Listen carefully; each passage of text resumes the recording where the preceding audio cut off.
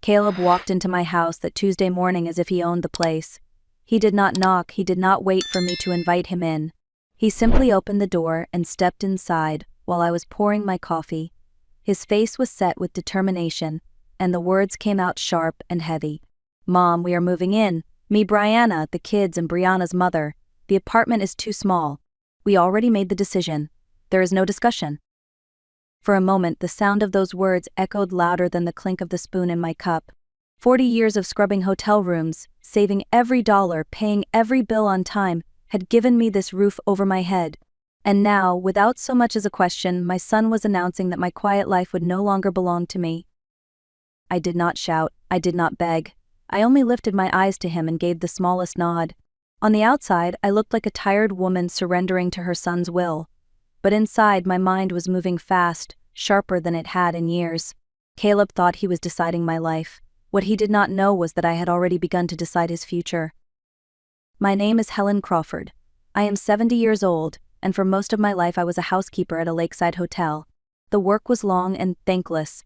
I scrubbed floors, changed sheets, and polished windows until my back ached and my hands cracked from the cleaning chemicals.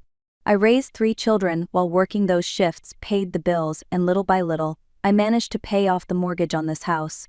It was the one thing I could truly call mine after decades of serving others. Since my husband passed away 10 years ago, I have lived here alone. People imagine that living alone at my age must be lonely, but that is not my truth. I enjoy the freedom of choosing how to spend my mornings. I like walking in the park with my group of friends, women who have lived through as many battles as I have. I cook what I want when I want, and I spend my afternoons in my sewing room, surrounded by fabrics and threads that remind me that creativity still belongs to me. What frustrates me is how easily people dismiss women my age. My children talk as if living alone means I am weak or unsafe, as if age automatically makes me helpless. They say it is not healthy for me to be alone, but here is what they do not see. Being alone does not make me lonely, it makes me independent. There is a difference. My house is not too big for me. It is exactly the right size for a woman who has finally learned to enjoy her own company. Caleb stood in my living room that morning, speaking with the confidence of a man who believed he knew better than his mother. "Mom, this is temporary," he said, as if the word could soften the weight of what he was forcing on me. "It will only be until we find something bigger, and besides, it will be good for you. At your age, you should not be living alone. What if something happens to you and no one is there?" I had heard these lines before, the same script repeated whenever my children wanted to push me into something I had not chosen.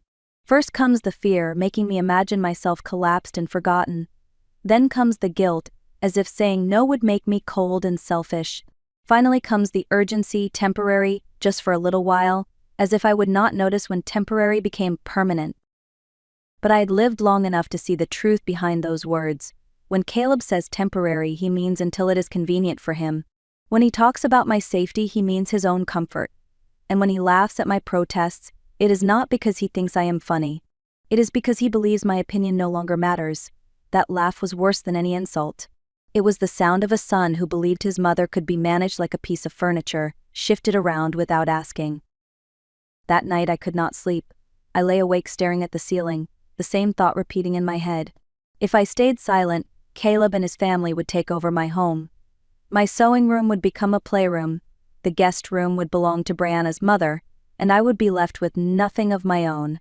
I had spent my life sacrificing, this time I needed to act differently. The next morning, before the sun was fully up, I picked up the phone and dialed my closest friend. Judith Morales was 68, a widow like me, and one of the strongest women I had ever known. We met years ago in the walking group at the park. She had listened to me through grief, and I had listened to her when her own daughter tried to move her into a smaller apartment against her will. Judith understood.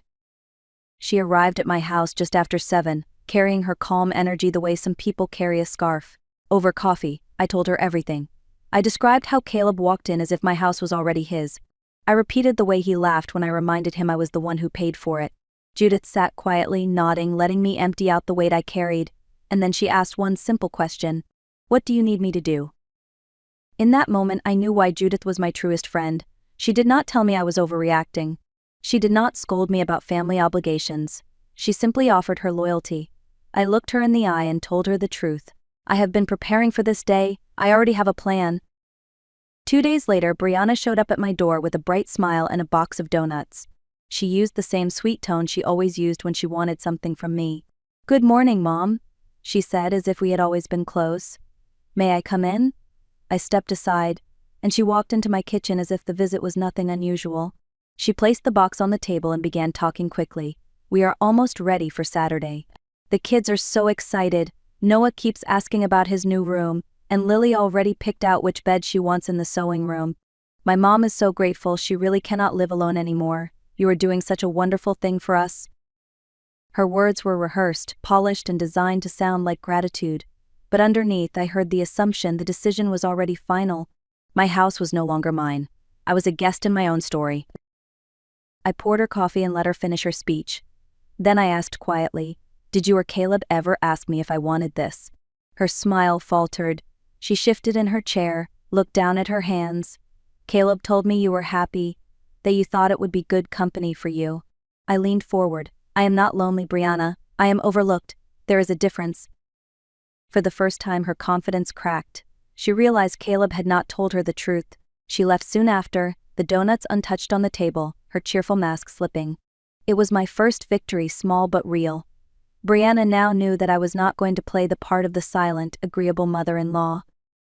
That evening, Caleb came storming through my front door without ringing the bell. His face was tight with anger.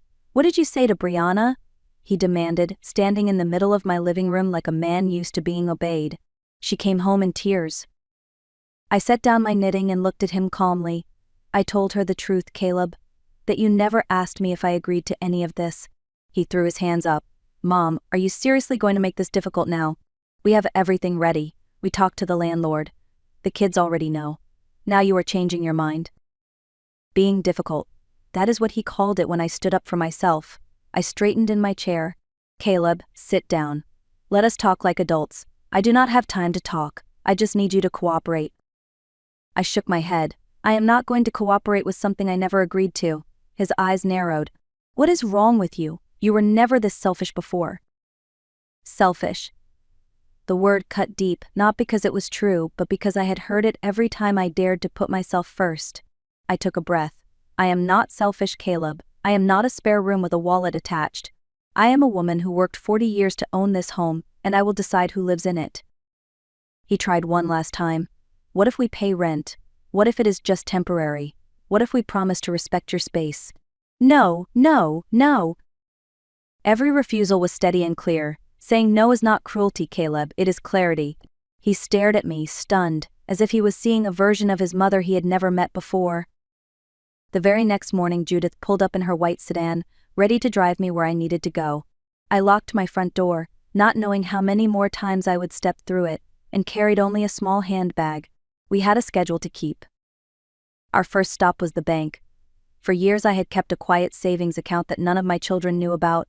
Every month since my retirement, I had deposited a little extra money from sewing projects, hemming dresses, repairing curtains for neighbors. It was not a fortune, but it was steady. The manager greeted me with a polite smile. "Mrs. Crawford, how can we help you today?" "I need to make a transfer," I told her. "A large one." She tapped at her computer, raised her eyebrows, and then nodded. "Are you sure about this?" she asked. "Completely sure." Judith squeezed my hand while we waited for the transaction to process. Our second stop was the office of Mark Ellison, the realtor who had been guiding me for weeks. "Mrs. Crawford, are you ready to sign?" he asked as we sat across his polished desk. "More than ready," I said. He slid the papers toward me, documents for both the sale of my current home and the purchase of a smaller, newer place in a quiet subdivision. I signed each page carefully. Helen Crawford. The signature of a woman who finally understood her worth. When it was done, Mark smiled. "You will have the keys to your new property tomorrow." I looked at Judith. "We did it," I whispered.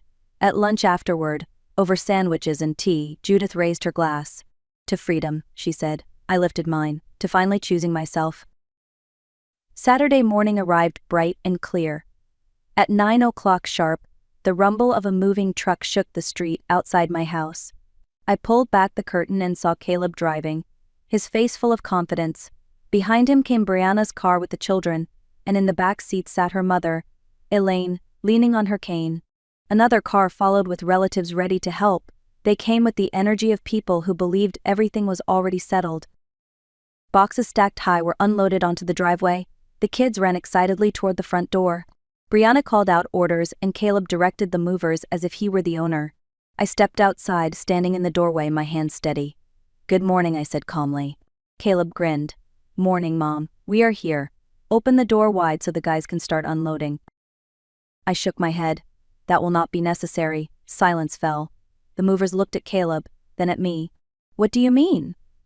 Brianna asked, her arms full of bags. "You are not bringing anything into this house," I answered. Caleb's face flushed. "Are you crazy? Do you know how much we paid for the truck? Do you know everything we had to do to organize this? That is not my problem, Caleb. I never agreed to this." Elaine slowly climbed out of the car, her voice soft. "Where is my room?" "There is no room for you here, Mom," I said respectfully but firmly. One of the movers, an older man with gray hair, spoke quietly. "Mom, if this is your house and you do not want us to unload, we cannot do anything." Caleb turned red, shouting that I was cruel, threatening lawyers, accusing me of being senile. "Bring your lawyer," I said, "and bring documents proving this house belongs to you, because I have all of mine." At that moment Judith's car pulled up. She walked toward me, steady and composed. "Everything all right, Helen?" she asked. "Everything is perfectly fine," I said, my voice clear. "They were just leaving." Caleb stared at me furious, but there was nothing more he could do. The movers loaded the boxes back onto the truck. They left humiliated, the plan crumbling before their eyes. I stood in the doorway of my home, feeling stronger than I ever had before. The next morning I received a call from Mark Ellison. "Mrs. Crawford," he said cheerfully, "I have something for you." When I arrived at his office, he placed a small envelope on the desk. Inside were the keys to my new house. The weight of them in my hand felt different than any set of keys I had held before. They were not just metal, they were freedom. Judith met me at the old house to help me pack. We did not take much, only the essentials. A few dresses I loved, my important documents, a small box of photographs, my jewelry, and of course my sewing machine. Everything else could stay. For years that house had been my dream, but now it had turned into a battlefield. I was ready to let it go. As we carried the boxes out to Judith's car, Miss Hart, my neighbor of 20 years, walked over from her yard. "Helen, is it true you are leaving?" she asked, concern in her eyes. "Yes," I said. "Today. And was all this because of Caleb?" She pressed gently. "It was not a fight," I told her. "It was a decision." She frowned. "Don't you feel bad leaving the house where you lived for so many years?" I looked her straight in the eye. "I feel worse for all the years I lived there without truly living." She did not fully understand, but she nodded and wished me luck. For the first time in decades, I felt I was moving forward by choice, not by duty. 2 days after I moved into my new house, the phone rang. The voice on the other end was polite but firm. "Mrs. Crawford, this is Patrick O'Neill, attorney for your son Caleb. My client wishes to contest the sale of your former property. He claims it was done in a state of emotional distress and without considering family rights." I almost laughed. Family rights? That house had been mine alone, paid with decades of my labor. I answered clearly. "Counselor, the property was in my name. I was of sound mind and I exercised my full legal right to sell it. There is no case here." He paused, then asked if I would consider a meeting to discuss compensation. "There is nothing to discuss." "Good day," I said, and hung up. 3 months later, my life had transformed. I had a steady routine in my new home. Each morning I ate breakfast by the window looking out at my little garden. Twice a week Judith came by and we walked or shared coffee. I signed up for a painting class at the community center, and even opened an Instagram account to post pictures of my sewing projects. For the first time in my life I had a financial cushion from the sale, and I no longer worried about being used. I felt lighter. Caleb had stopped calling every day. His lawyer called twice more, but I no longer answered. Life had moved forward. For the first time in decades I was not defined by my role as someone's mother. I was simply Helen Crawford, and that was enough. One quiet Sunday afternoon, the doorbell rang. When I opened it, I found Noah and Lily standing there, my 8- and 6-year-old grandchildren. Their faces lit up. "Grandma," they shouted together, wrapping their arms around my waist. Behind them, parked at the curb, I noticed Caleb's car. He had not come to the door. He had sent the children. "Dad told us to say he misses you," Noah said quickly, glancing back at the car. I crouched down to their level. "And do you miss me?" They both nodded. "Why don't you live in the big house anymore?" Lily asked with wide eyes. Because I found a smaller house where I can be happier, I answered gently. Come see, I told them. Their eyes grew wide as I showed them my bright little kitchen, the cozy living room, and finally my sewing room, neatly arranged with colorful fabrics. It's so pretty, Lily said. Can you teach us to sew, Grandma? Of course, I smiled. When your parents say it's fine, you can come on weekends. We baked cookies together, watched cartoons, and took selfies that I later posted online. For an hour, there were no arguments, no pressure, just the joy of being a grandmother again. When Caleb and Brianna finally came to the door, they looked worn down, tired in a way I had not seen before. Caleb spoke quietly. Mom, can we talk? It's not to argue. I just want to say I was wrong. I never asked what you wanted. I studied his face. It was not a perfect apology, but it was real. I nodded. The children can visit whenever they want. Caleb.